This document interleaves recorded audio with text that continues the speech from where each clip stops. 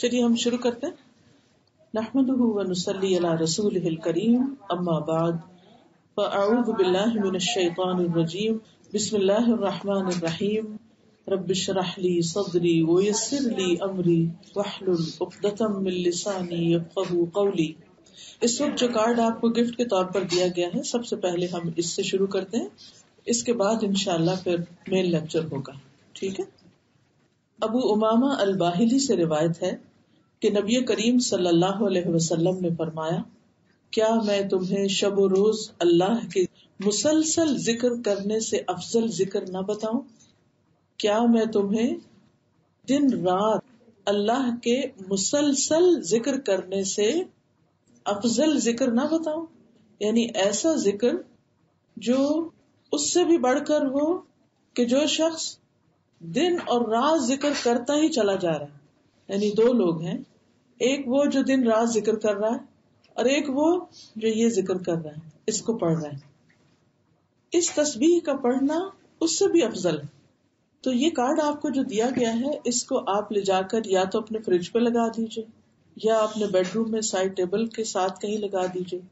کوئی بھی ایسی جگہ اس کا انتخاب کیجئے کہ جہاں لازماً آپ کی نظر اس پہ پڑے. اس سے فائدہ یہ ہوگا کہ پھر آپ اس کو پڑھنا نہیں بھولیں گے. اور اگر آپ یہ پڑھ لیں گے تو انشاءاللہ اگر باقی اوقات میں آپ کسی مصروفیت کی وجہ سے اللہ سبحانہ و تعالیٰ کا ذکر نہ بھی کر سکے تو انشاءاللہ یہ کمی پوری کر دے گا. ٹھیک ہے. تو بہت ہی کام کی فائدے کی چیز ہے, اور ویسے بھی ہم سب جانتے ہیں کہ اللہ کا ذکر دلوں کے اطمینان کا باعث ہو. تو ہم سب مل کے اس کو پڑھتے ہیں. میں آپ کو کہلواتی ہوں, ایک دفعہ آپ اس کو پڑھ لیجئے تاکہ اسپیلنگ وغیرہ ٹھیک ہو جائے. الحمد للہ عدد ما خلق, الحمد للہ عدد ما خلق, الحمد للہ ملء ما خلق, الحمد للہ ملء ما خلق, الحمد للہ عدد ما فی السماوات وما فی الارض, الحمد للہ عدد ما فی السماوات وما فی الارض, الحمد للہ عدد ما احصى کتابہ, الحمد للہ عدد ما احصى کتابہ, والحمد للہ علی ما احصى کتابہ, والحمد للہ علی ما احصى کتابہ, والحمد للہ عدد کل شیء, والحمد للہ عدد کل شیء, والحمد للہ ملء کل شیء. والحمد للہ ملء کل شیء. اس کا ترجمہ ہے, میں اللہ کی تعریف کرتا ہوں اس کی مخلوق کی گنتی کے برابر. مخلوقات میں کیا کیا ہے؟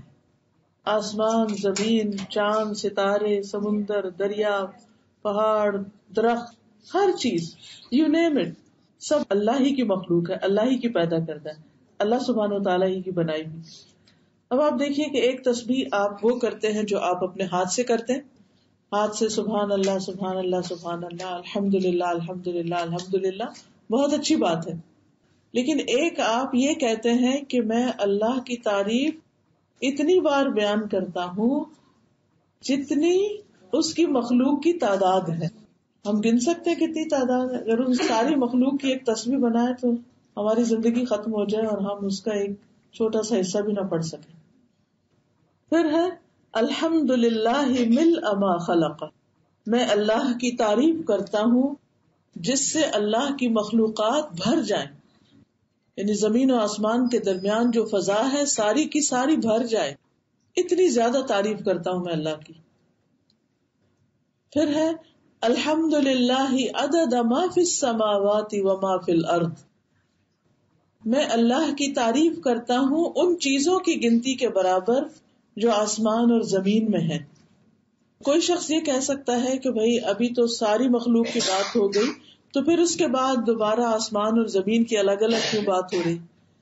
تو ایسا ہوتا ہے, کلام کا ایک اسلوب ہوتا ہے کہ کل کے بعد جز کی بات بھی ہوتی ہے, پھر اس کی تفصیل کی بات بھی ہوتی ہے, کیونکہ جس انسان کا دل بھرے ہی نہ اللہ کی تعریف کر کے, پھر وہ مختلف طریقوں سے اپنے جذبات کا اظہار کرتا ہے اور اس بات کو دہراتا ہے.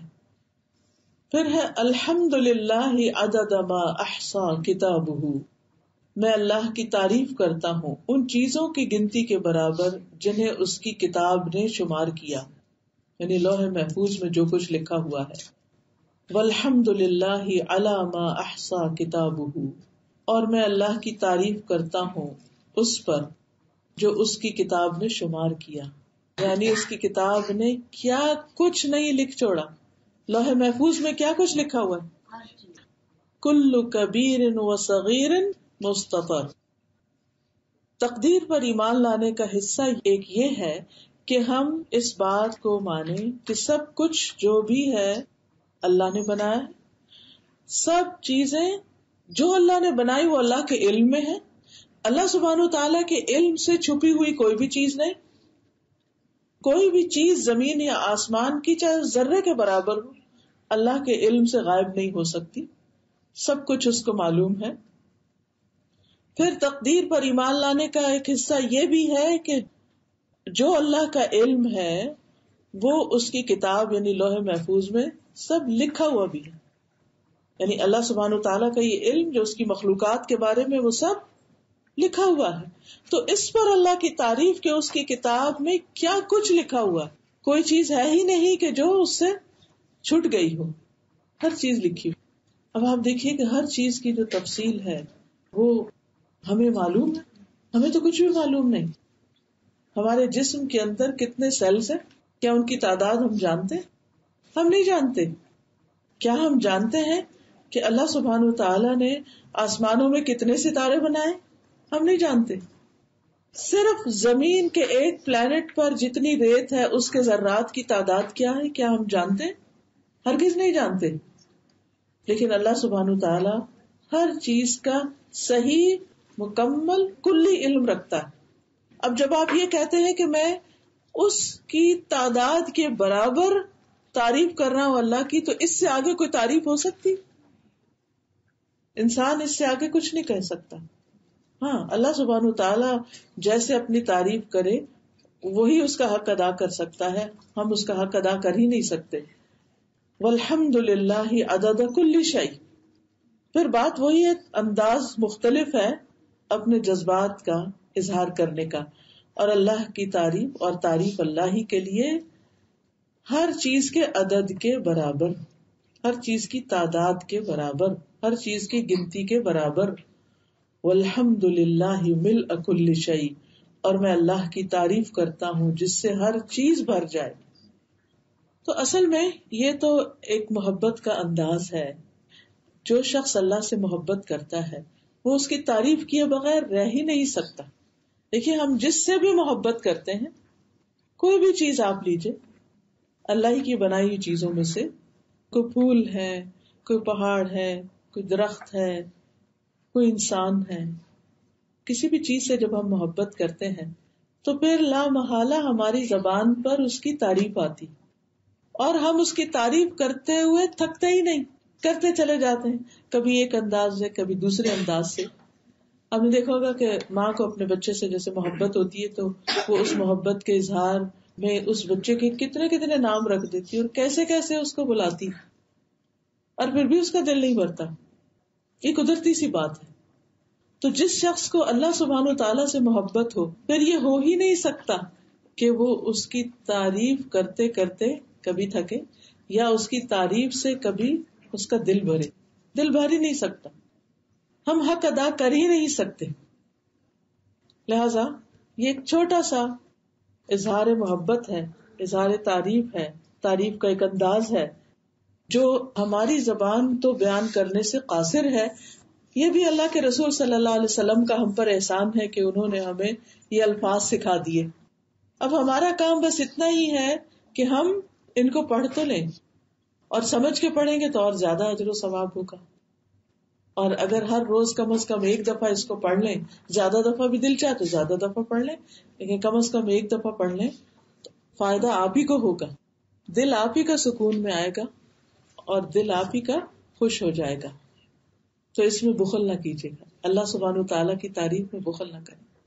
اور پھر ہم جب لوگوں کی تعریف کرتے رہتے ہیں تو بعض اوقات اللہ کی تعریف بھول جاتے ہیں، پیچھے چلی جاتے ہیں. کبھی اس کی بات، کبھی اس کی بات، کبھی اس کی بات. ہماری باتیں عام طور پر کیا ہوتی، یا کسی کی غیبت ہوتی یا کسی کی تعریف ہوتی. اللہ کا ذکر کم ہی کرتے ہیں. تو اس کمی کوتاہی کا ازالہ اسی طرح ہو سکتا ہے کہ ہم کم از کم ایسی دعائیں پڑھتے رہیں. ٹھیک ہے. پھر اب ہم سمجھ کے اس کو دوبارہ پڑھتے ہیں. الحمد للہ عدد ما خلق. الحمد للہ عدد ما خلق. الحمد للہ ملء ما خلق. الحمد للہ ملء ما خلق. الحمد للہ عدد ما فی السماوات وما فی الارض. الحمد للہ عدد ما فی السماوات وما فی الارض. الحمد للہ عدد ما احصى کتابہ. الحمد للہ عدد ما احصى کتابہ. والحمد للہ علی ما احصى کتابہ. والحمد للہ علی ما احصى کتابہ. والحمد للہ عدد کل شیء. والحمد للہ عدد کل شیء. والحمد للہ ملء کل شیء. والحمد للہ ملء کل شیء. سب کے پاس ہے نا کارڈ؟ اگر نہیں تو ضرور لے لیجیے. بلکہ اپنے بچوں کو بھی سکھائیے، اپنے دوستوں کو، اپنے رشتے داروں کو، سب کو خیر بانٹیے. اس کی وجہ یہ ہے کہ جب وہ بھی پڑھیں گے اس کو اور آگے سے آگے سکھائیں گے، بتائیں گے، تو جتنے لوگ بھی یہ کریں گے پھر اس کا سارا ثواب بھی آپ کو ملے گا. تو اپنے ثواب میں اضافہ کیجیے دوسروں کے ساتھ اس خیر کو بانٹ کر، اس کو شیئر کر کے. ٹھیک ہے. چلیے اب ہم مین لیکچر کی طرف آتے ہیں. اعوذ باللہ من الشیطان الرجیم. بسم اللہ الرحمن الرحیم. سے نجات. ٹھیک ہے انشاءاللہ. نحمده ونصلی علی رسولہ الکریم. اما بعد فاعوذ باللہ من الشیطان الرجیم. بسم اللہ الرحمن الرحیم. رب اشرح لی صدری ویسر لی امری واحلل عقدۃ من لسانی یفقہوا قولی. مشکلات سے نجات. ہم میں سے ہر شخص مشکلات سے نجات چاہتا ہے. وہ اپنی زندگی میں کوئی بھی مشکل دیکھنا نہیں چاہتا. مشکلات کیوں آتی ہیں؟ قرآن مجید میں اللہ سبحانہ وتعالیٰ فرماتے ہیں وَلَنَبْلُوَنَّكُمْ بِشَيْءٍ مِّنَ الْخَوْفِ وَالْجُوعِ وَنَقْصٍ مِّنَ الْأَمْوَالِ وَالْأَنفُسِ وَالثَّمَرَاتِ وَبَشِّرِ الصَّابِرِينَ الَّذِينَ إِذَا أَصَابَتْهُمْ مُصِيبَةٌ قَالُوا إِنَّا لِلَّهِ وَإِنَّا إِلَيْهِ رَاجِعُونَ أُولَئِكَ عَلَيْهِمْ صَلَوَاتٌ مِّن رَّبِّهِمْ وَرَحْمَةٌ وَأُولَئِكَ هُمُ الْمُهْتَدُونَ. اور یقیناً ہم تمہیں خوف اور بھوک اور مالوں اور جانوں اور پھلوں کی کمی میں سے کسی نہ کسی چیز کے ساتھ ضرور آزمائیں گے. یہ اللہ سبحانہ وتعالیٰ نے پہلے ہی بتا دیا کہ ہم تمہیں آزمائش میں ڈالیں گے، ہم مشکل میں ڈالیں گے. اور یہ مشکلات مختلف طرح کی ہو سکتی. کبھی خوف کی شکل میں، خوف بھی مختلف چیزوں کا ہوتا ہے. سب سے زیادہ تو مستقبل کا خوف ہوتا ہے کہ کل کیا ہوگا جسے ہم نے دیکھا ہی نہیں. بھوک، مالوں اور جانوں اور پھلوں کی کمی، پیداوار کی کمی. کبھی یہ سب کچھ ہوتا ہے، خریدنے کی طاقت نہیں ہوتی، اور کبھی آپ خریدنا چاہتے ہیں تو چیزیں میسر نہیں ہوتی. اور صبر کرنے والوں کو خوشخبری دے دو. وہ لوگ کہ انہیں کوئی مصیبت پہنچتی ہے تو کہتے ہیں بے شک ہم اللہ کے لیے ہیں، بے شک ہم اللہ کے لیے ہیں. یعنی مصیبت آنے پر اللہ سے ناراض نہیں ہوتے، بلکہ کیا کہتے ہیں؟ ہم اللہ کے لیے. کیا مطلب ہے اس بات کا کہ ہم اللہ کے لیے؟ کہ ہماری زندگی، ہماری موت، ہمارا جینا، ہمارا مرنا، ہماری نماز، ہماری قربانی، ہماری ہر چیز اللہ ہی کی ہے. سب کچھ اللہ کا. یعنی ہمیں جو کچھ بھی ملا ہے وہ ہمارا حق نہیں تھا، وہ اس کا فضل تھا، اس نے ہمیں عطا کیا. اگر اس میں سے وہ کچھ لے لیتا ہے تو ہمیں اس پر کوئی ناراضگی نہیں. دکھ اور تکلیف تو قدرتی بات ہے. کسی بھی نعمت کے جانے یا اس میں کمی ہونے یا اس کا نقصان ہونے سے تکلیف تو ہوتی ہے انسان کو. لیکن مومن کا شیوا کیا ہوتا ہے؟ مومن کا طریقہ کیا ہوتا ہے؟ مومن کیا کرتا ہے؟ وہ کہتا ہے کہ یہ سب کچھ تو اللہ ہی کے لیے. اور پھر وَإِنَّا إِلَيْهِ رَاجِعُونَ، اور بے شک ہم اسی کی طرف لوٹنے والے. اگر کوئی چیز اس نے ہمیں دی اور ہم سے لے لی تو ہم تو خود بھی ایک دن جانے والے ہیں. یہ وہ لوگ ہیں جن پر ان کے رب کی طرف سے کئی مہربانیاں اور بڑی رحمت ہے. گویا مومن پر جب مشکل آتی ہے تو اس کا رویہ مختلف ہوتا ہے. وہ اس مشکل کو بھی اپنے لیے رب کی مہربانی سمجھتا ہے کہ اس کے ذریعے بھی میرا رب مجھے کچھ سکھانا چاہتا ہے, اس کے ذریعے بھی میرا رب میرا تزکیہ کرنا چاہتا ہے, اس کے ذریعے بھی میرا رب میرے درجات بلند کرنا چاہتا ہے, اس کے ذریعے میرا رب مجھے کامیابی کی راہ پہ لگانا چاہتا ہے, مجھے پہلے سے بہتر انسان بنانا چاہتا ہے. کیونکہ مشکلات سے نکل کر انسان جس طرح نکھرتا ہے اور جس طریقے سے وہ گرو کرتا ہے وہ اس کے بغیر کر ہی نہیں سکتا. مشکلات کی بھٹی کھرے کھوٹے کو الگ کر دیتی ہے, ہمارے اپنے اندر کے کھرے کھوٹے کو بھی اور لوگوں کے کھرے کھوٹے کو بھی, کہ کون ہمارا ہے, کون ہمارے لیے مخلص ہے اور کون ہمارے لیے اخلاص نہیں رکھتا, کون ہمارا دوست ہے, کون ہمارا دشمن ہے. یہ اچھے حالات میں نہیں پتا چلتا, کیونکہ اچھے حالات میں تو اچھے برے سبھی لوگ ساتھ ہوتے ہیں, لیکن مشکل حالات میں صرف وہی ساتھ ہوتا ہے جو صحیح معنوں میں آپ کا دوست ہوتا ہے. تو اللہ تعالیٰ فرماتے ہیں کہ یہ وہ لوگ ہیں جن پر رب کی طرف سے بڑی مہربانیاں ہیں. ابھی تو مشکلات آئی تھی اور رب ان کو مہربانیاں کہہ رہا. ہاں, مشکل بھی مہربانی ہی ہوتی ہے, وہ بھی اس کی محبت ہی کا ایک انداز ہوتا ہے, اور جس سے وہ جتنی زیادہ محبت کرتا ہے اس کو اتنی ہی بڑی مشکل میں ڈالتا ہے, کیونکہ اس کے درجے وہ اتنے ہی زیادہ بلند کرنا چاہتا ہے. سب سے بڑھ کر سب سے زیادہ مشکلات کس پر آئیں؟ انبیاء پر آئیں. کیا وہ اللہ کے محبوب نہ تھے؟ وہ اللہ کے قریب نہ تھے.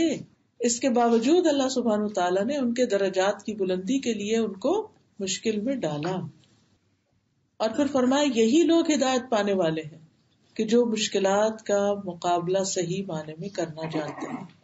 اور یہاں مشکلات کا مقابلہ کرنے کا طریقہ بتا دیا گیا ہے کہ انا للہ و انا الیہ راجعون. اب اس آیت کی روشنی میں دیکھیے کہ کیا واقعی ہم مشکل کو اپنے لیے رب کی مہربانی سمجھتے, یا صرف نعمت کو ہی مہربانی سمجھتے؟ صرف نعمت پا کر ہی ہم رب سے راضی ہوتے ہیں, یا تکلیف دہ حالات میں, مشکل حالات میں بھی ہم رب سے راضی رہتے؟ کیونکہ مشکل کے بعد جو شخص اللہ کی رضا پہ راضی ہو جاتا ہے, وَمَن يُؤْمِن بِاللَّهِ يَهْدِ قَلْبَهُ, اللہ اس کے دل کو ہدایت دے دیتا ہے, اس کو راہ دکھا دیتا ہے. وَأُولَٰئِكَ هُمُ الْمُهْتَدُونَ, ایسے ہی لوگ ہدایت پا جاتے ہیں. مشکلات کا آنا اللہ سبحانہ تعالیٰ کے اذن سے ہوتا ہے, اور یہ اللہ کی سنت ہے, اللہ کا طریقہ ہے, اللہ کا فیصلہ ہے کہ دنیا میں انسانوں پر مختلف طرح کی آزمائشیں اور تکلیفیں آئیں گی. یعنی ایسا تو ہوگا ہی. جب انسان کو پہلے سے ہی پتا ہوتا ہے تو پھر وہ اپنے آپ کو اس کے مقابلے کے لیے تیار کرتا رہتا ہے. جیسے آج کل ٹھنڈی ہوا چل پڑی ہے, تو اس سے آپ کو کیا پیغام مل رہا ہے کہ سردی آ رہی ہے, سویٹر نکال لیں, تیار ہو جائیں اس کے مقابلے کے لیے. اور جو لوگ تیاری کر لیتے ہیں ان کے لیے کیا ہوتا ہے, مشکل وقت گزارنا آسان ہو جاتا ہے. اور جو تیاری نہیں کرتے پھر وہ روتے رہتے ہیں, وہ سردی کرتے رہتے ہیں, بیمار بھی پڑ جاتے ہیں, لیکن حاصل کچھ نہیں ہوتا. تو قرآن مجید میں اللہ سبحانہ وتعالیٰ نے یہ بتا کر ہم پر بڑی رحمت کی ہے کہ ہمیں بتا دیا گیا کہ آپ کو مشکلات کے لیے تیار رہنا ہے, اس کے مقابلے کے لیے اسٹیمنا بلڈ کرنا ہے, اپنے ایمان کو مضبوط کرنا ہے, اللہ سبحانہ وتعالیٰ پر اپنا توکل بڑھانا ہے, اس کی طرف رجوع کرنا ہے, کیونکہ حل بھی اسی کے پاس ہے, درجات بھی اسی کے پاس ہے, اور اس وقت میں رہنمائی بھی صحیح اسی سے مل سکتی ہے. سورۃ الانبیاء 35 میں اللہ تعالیٰ فرماتے ہیں کل نفس ذائقۃ الموت ونبلوکم بالشر والخیر فتنہ والینا ترجعون. ہر جاندار کو موت کا مزہ چکھنا ہے, ہر کھلا ہوا پھول ایک دن مرجھا کے رہے گا, سرسبز پتوں پر ایک دن خزاں آ ہی جاتی ہے اور وہ گر جاتے ہیں اور ختم ہو جاتے ہیں. یہ ہمارے لیے عبرت کے نشان, یاد دہانی کا ذریعہ. یہ گرتے پتے ہمیں یاد دلاتے ہیں کہ ایک دن ہمارے گرنے کا بھی وقت آ جائے گا, اور جب تک دنیا میں ہے تو وَنَبْلُوكُمْ بِالشَّرِّ وَالْخَيْرِ، خیر اور شر دونوں چیزوں سے ہم تمہاری آزمائش کرتے رہیں گے، امتحان لیتے رہیں گے کہ تم اچھے حال میں رب کو کتنا یاد رکھتے ہو اور مشکل وقت میں اس کو کتنا یاد رکھتے ہو. وَإِلَيْنَا تُرْجَعُونَ، اور ہماری طرف ہی تم لوٹائے جاؤ گے، مرنے کے بعد واپسی ہماری ہی طرف. اس کا مطلب کیا ہے؟ اس کا مطلب یہ ہے کہ جب تم ہمارے پاس آؤ گے تو پھر ہم تمہیں اس پر جزا یا سزا دیں گے کہ تم نے ان حالات میں کیا کیا. حالات کیسے بھی ہوں، ہم سب کو مسلسل اپنا محاسبہ کرتے رہنا چاہیے، اپنا جائزہ لیتے رہنا چاہیے کہ آج کے اس دن اس وقت میں میرا طرز عمل کیا ہے. اگر میں اس وقت اللہ کے گھر میں بیٹھی ہوں، ایک مسجد میں بیٹھی ہوں، علم کی ایک مجلس میں بیٹھی ہوں، تو اس وقت میرا دل کہاں ہے، میرا طرز عمل کیا ہے، میں اس سے کتنا فائدہ اٹھا رہی ہوں، میں یہاں سے کیا سمیٹ رہی ہوں، اس نعمت پر اللہ کی کتنی شکر گزار ہوں.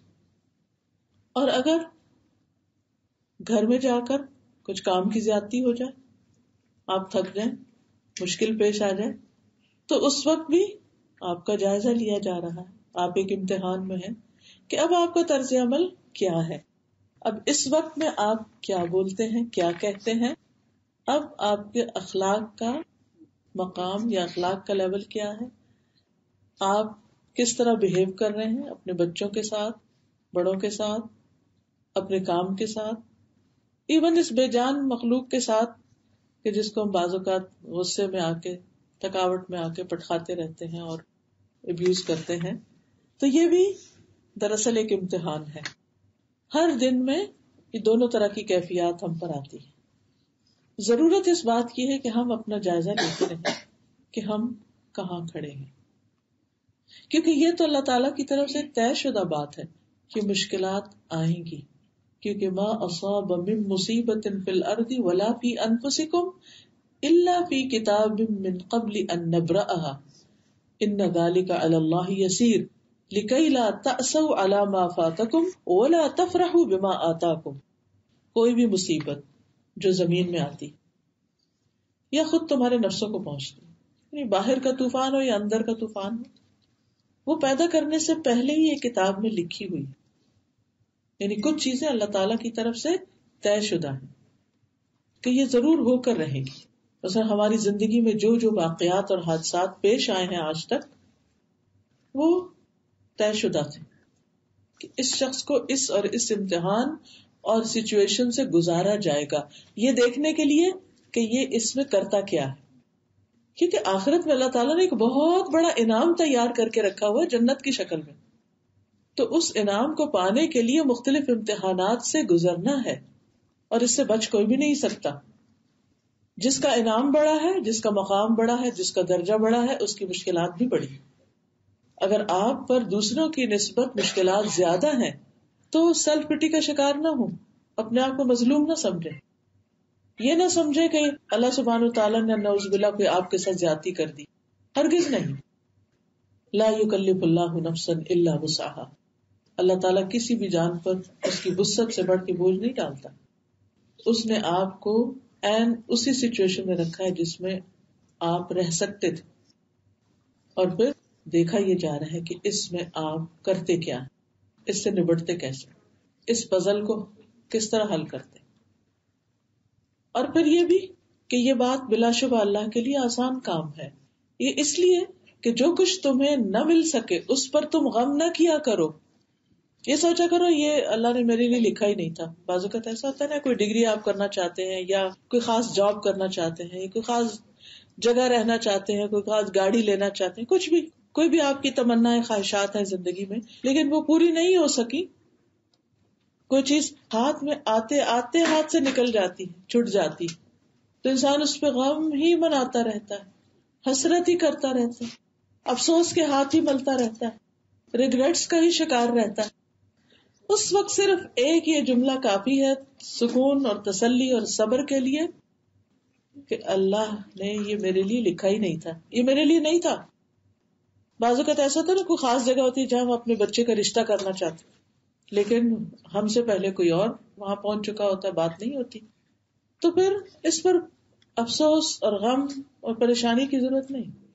اگر اللہ کو منظور ہوتا اور وہ آپ کی قسمت میں خاص چیز ہوتی تو آپ کو مل جاتی. آپ نے کوشش کی لیکن کوشش کے باوجود آپ کو نہیں ملی تو وہ دراصل آپ کے لیے تھی نہیں.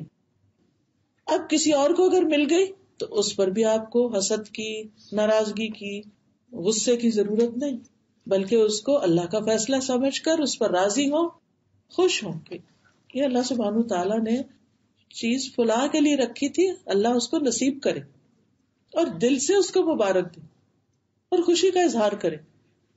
اب دیکھیے کہ کس قدر افسوس کی بات ہے کہ بعض اوقات خاندانوں کے اندر طویل ناراضگیاں ہو جاتی ہیں بعض فیصلوں پر، کہ میں نے تو یہ سوچا تھا کہ اس بچے کا رشتہ میں لوں گی اور آپ نے تو ہم سے پوچھا ہی نہیں، مشورہ ہی نہیں کیا، آپ نے تو بالا بالا ہی فیصلہ کر لیا، اور پھر ہم ہو کے بھرتے رہتے ہیں.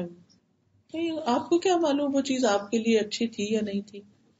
بعض اوقات دور کے ڈھول سہانے کچھ چیزیں دیکھنے میں بڑی خوبصورت لگتی ہیں، ہمیں یوں لگتا ہے کہ جیسے یہ ہمارے لیے بہت فٹ ہیں، لیکن جب وہ ہم ہاتھ میں اٹھاتے ہیں تو پتہ چلتا ہے کہ نہیں. یہ ایسا ہی ہے کہ جن لوگوں کی نظر کمزور ہوتی ہے نا، تو جب وہ اینک اتار کے کوئی چیز دیکھتے تو اور طرح نظر آتی ہے، بعض اوقات بڑی خوبصورت نظر آ رہی ہوتی ہے، جب اینک لگا کے دیکھتے ہیں تو وہ تو کچھ اور ہی ہوتی ہے. تو کہتے اوہ میں کس قدر دھوکے کا شکار تھی. بالکل اسی طرح جب ہم میں بصیرت کی کمی ہوتی ہے تو ہمیں چیزیں اور طرح نظر آتی ہیں، پھر اللہ سبحانہ تعالیٰ وقت کے ساتھ ساتھ ہماری بصیرت میں اضافہ کرتا ہے تو وہی چیز کچھ اور نظر آتی ہے. اصل میں تو سمجھ کی بات ہے نا. عسیٰ ان تحبوا شیئا وہو شر لکم وعسیٰ ان تکرہوا شیئا وہو خیر لکم. ہو سکتا ہے ایک چیز تمہیں بہت پسند ہو اور وہی تمہارے لیے بری ہو، اور ہو سکتا ہے ایک چیز تمہیں سخت ناپسند ہو اور وہی تمہارے حق میں بہت اچھی ہو. کیونکہ واللہ یعلم وانتم لا تعلمون، اللہ جانتا ہے تم نہیں جانتے، ہمیں نہیں پتا. اس لیے ہم کسی بھی اچھی چیز کے لیے خواہش رکھیں، تمنا رکھیں، اس کے لیے کوشش کریں. کوشش کے بعد اگر وہ چیز نہ ملے لِكَيْ لَا تَأْسَوْا عَلَىٰ مَا فَاتَكُمْ، جو تمہارے ہاتھ سے چھٹ گیا، نکل گیا، اس پہ غم نہ کرو، افسوس نہ کرو، آگے بڑھو، اللہ کے فیصلوں پہ راضی ہو جاؤ. اور اسی طرح اگر کچھ مل جائے تو وہ بھی ایک بڑا امتحان ہے پھر، کہ اب اللہ کی دی ہوئی اس نعمت کو استعمال کیسے کرتے ہو. اور جو کچھ اللہ نے تمہیں دیا اس پر اترایا نہ کرو، تکبر نہ کرو، فخر اور غرور نہ کرو. دو چیزیں انسان کے حق میں، انسان کے اخلاق اور عادات اور انسان کی شخصیت کے اندر انتہائی خطرناک ہیں، اور وہ اس کو بدنما بنا دیتی اور وہ اس کے لیے انتہائی نقصان دہ. ایک ہے حسد اور دوسرے ہے کبر. حسد کب ہوتا ہے؟ جب انسان سے کوئی چیز چلی جاتی ہے، اس کو نہیں ملتی، کسی اور کو مل جاتی، یا انسان ایک چیز کی تمنا کر رہا ہوتا ہے اور وہ دیکھتا ہے کسی اور کے پاس ہے تو اس سے حسد شروع کر دیتا ہے. اور دوسرے کبر یا تکبر کب آتا ہے؟ جب انسان کو کچھ مل جاتا ہے اور پھر اس پر وہ اترانے لگتا ہے، اپنے آپ کو بڑی چیز سمجھنے لگتا ہے. یہی دو برائیاں تھی ابلیس کے اندر، جو اس کے اندر چھپی ہوئی تھی، لیکن بظاہر وہ بڑا عبادت گزار تھا، پایس لگتا تھا. بعض اوقات ہم خود اپنے آپ سے دھوکا کھا جاتے ہیں، ہم نیکی کے بڑے بڑے کام کر رہے ہوتے ہیں، نوافل پڑھ رہے ہیں، تہجد پڑھ رہے ہیں، چاش پڑھ رہے ہیں، نمازوں کی بڑی پابندی کر رہے ہیں، قرآن پڑھ رہے ہیں، درس دے رہے ہیں، سب کچھ کر رہے ہیں. ایک آزمائش کا جھٹکا آتا ہے تو ہماری حقیقت کھل کے سامنے آ جاتی ہے کہ ہم کھڑے کہاں ہیں، ہم لوگوں کے ساتھ معاملہ کیسے کر رہے ہیں، ہمارے رویوں میں کیا ہے. تو آزمائشوں اور تکلیفوں اور امتحانوں کے آنے کی دوسری بڑی وجہ یہ ہوتی ہے کہ اللہ سبحانہ تعالیٰ ہمیں ہماری حقیقت دکھاتا ہے کہ ابھی تم اس درجے پر، اگر اس آزمائش کے آنے کے بعد تمہارے اندر امپرومنٹ ہوگی تو درجہ بڑھ جائے گا، ورنہ پہلے سے بھی اسفل سافلین اور نیچے چلے جاؤ. جب کوئی ہمارے ساتھ اچھا ہوتا ہے، ہم بھی اس کے ساتھ اچھے ہوتے ہیں، ہمارا اخلاق حقیقت میں کیا ہے وہ تو نہیں کھل کے سامنے آتا. لیکن جب کوئی ہمارے ساتھ برا کرتا ہے تو پھر جواب میں ہم کیا کرتے ہیں؟ کیا ادفع باللتی ہی احسن کرتے ہیں یا کچھ اور؟ پھر ہمیں ہماری حقیقت پتہ چل جاتی، کھل جاتی ہے ہم پر کہ نہیں، ابھی ہم اس مقام پر نہیں پہنچے، ابھی ہم بہت پیچھے. تو اللہ سبحانہ تعالیٰ مشکل میں ڈال کے نشاندہی کر دیتے ہیں کہ یہ ہے تمہاری مشکل، اب اس پہ ورک کرو. ہمیں اس پر کام کرنا ہوتا ہے، اپنے اصلاح کرنی ہوتی ہے، اپنے نفس کو، یعنی قد افلح من زکاہا، اس کا تزکیہ کرنا ہوتا ہے، وقد خاب من دساہا، اور ناکام ہوا جو اس کو دبا دیتا ہے. یعنی اپنی غلطی کو جو ایک لمحے کے لیے نظر آتی ہے, روشنی ہوتی ہے, پتہ چلتا ہے اوہ یہاں ہماری ضمیر فوراً بتاتا ہے. آپ کسی کے ساتھ بھی زیادتی کریں, ہو نہیں سکتا کہ آپ کا دل آپ کو ملامت نہ کرے, لیکن آپ کیا کرتے فوراً اس کو دبانے لگتے, نہیں کوئی بات نہیں, یہ وجہ تھی, وہ تعویلیں کرنے لگتے ہیں. اب کیا ہوتا ہے, وہ خرابی وہیں کہ وہیں رہتی, آپ اپنے آپ کو تبکیاں دے کے نفس کو سلا دیتے ہیں اور پھر اپنے کام کرتے رہتے ہیں. تو ابلیس کے اندر بھی یہ مرض تھے, لیکن وہ سامنے کب آئے؟ جب اس کا امتحان ہوا, جب مٹی سے بنی ہوئی ایک مخلوق کے سامنے اللہ نے اس کو سجدہ کرنے کا حکم دے دیا, تو اس کا کبر اور اس کا حسد کھل کے سامنے آ گیا. اسی طرح آپ نے اپنے رشتوں کے اندر, تعلقات کے اندر بھی دیکھا ہوگا کہ بعض اوقات کچھ تعلقات اوپر نیچے ہوتے رہتے ہیں, لیکن کوئی واقعہ زندگی میں ایسا پیش آتا ہے کہ لوگوں کی حقیقت کھل کے سامنے آ جاتی ہے آپ کے سامنے. کون آپ سے کتنی محبت کرتا. ہمیں خود سے کسی کو آزمانا نہیں چاہیے, لیکن اللہ سبحانہ وتعالیٰ خود ہی ایسے حالات پیدا کر دیتا ہے. تو ایسے میں ہمیں بھی ایک جھٹکا ملتا ہے کہ بندوں پہ توکل نہ کرو, بندوں پہ بھروسہ نہ کرو, اللہ پہ بھروسہ کرو. مثلاً بہت سی خواتین شادی ہوتی بہت خوش ہو جاتی, اترانے لگتی, سب کچھ مل گیا. اب ہوتا کیا ہے, جس سے ہم محبت کرتے ہیں, جیسے مثلا شوہر ہے, ابتدا میں تو سب کچھ ٹھیک ہی نظر آتا ہے, لیکن آہستہ آہستہ جب زندگی کے حقائق سامنے آتے ہیں تو پھر بعض اوقات اسی انسان سے ٹوٹتے ہیں, وہیں سے مشکلات آتی ہیں. انسان اپنا الٹیمیٹ سہارا اس کو سمجھ لیتا ہے, جبکہ اللہ تعالیٰ کیا چاہتا ہے کہ نہیں, یہ ساتھی ضرور ہے, سہارا اللہ ہی ہے. اللہ نے تمہارے سکون کے لیے, تمہاری خوشی کے لیے, تمہاری مدد کے لیے تمہیں ایک کمپینین دیا ہے, لیکن اس کو اپنا الہ نہ بناؤ. بچے بڑے ہو جاتے ہیں, کمانے لگتے ہیں, ہم ان پہ ڈیپینڈ کرنے لگتے, بڑے خوش ہو جاتے ہیں کہ اب مسئلہ حل ہو گیا, وہ آگے چل پڑتے ہیں, پھر ہمیں پتہ چلتا نہیں سہارا اللہ ہی ہے, رازق اللہ ہی ہے.